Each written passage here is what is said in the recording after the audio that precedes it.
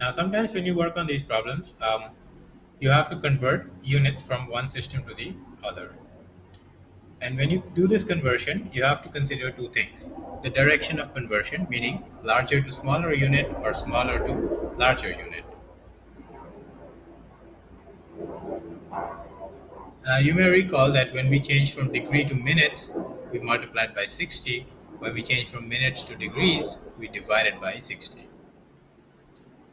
The second thing to consider is the type of quantity. Is it a length type, an area type, or a volume type? Because that's going to make a big difference. For length, 1 meter equals 100 centimeter, so that the meter is the larger unit and centimeter is the smaller unit. So if I had to convert 7.5 meters to centimeter, I would multiply. So when you go from larger to smaller, you multiply. And when you go from smaller to larger, you divide. It makes sense because there's more smaller units in the larger unit, so you'd multiply to get a bigger number. And there are fewer larger units in the smaller unit, so you would divide to get a smaller number. But what happens in case of area? Let's say I know 1 yard is 3 feet. That's just a length relationship. What about 1 square yard? Now, the way I get 1 square yard is by multiplying 1 yard with 1 yard. But each of the 1 yard is 3 feet. And then the 3's multiply to get a 9, and the feet multiply to give a square feet.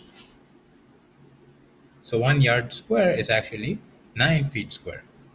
So the 3 is squared, and the yard is also squared to feet.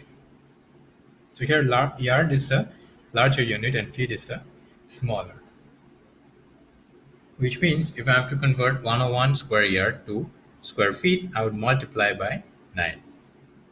So multiply because we go large to small, and 9 because it's a area, because there's a square in the unit. Similarly, 333 square feet would be 333 divided by 9 square yard, or 37 square yard.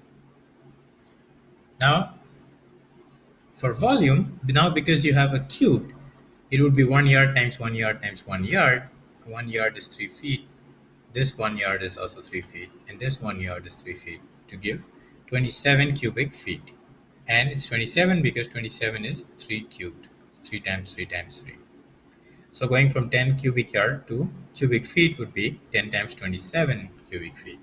And going from 81 cubic feet would be 81 over 27 cubic feet, or 3 cubic yards. So the first one, you're going from large to small, so you multiply, but it's 27 because it's volume. And small to large, just divide, again 27 because it's volume. So when you're doing problems, be careful what unit the final answer has to be expressed in. Now sometimes you find the volume or area in one unit, but the price is given in another unit. So you would have to be careful in the conversion when you work with these problems.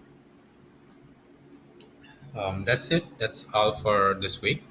And you can work on the worksheets. There's going to be a couple of worksheets for this week because of the number of topics we covered.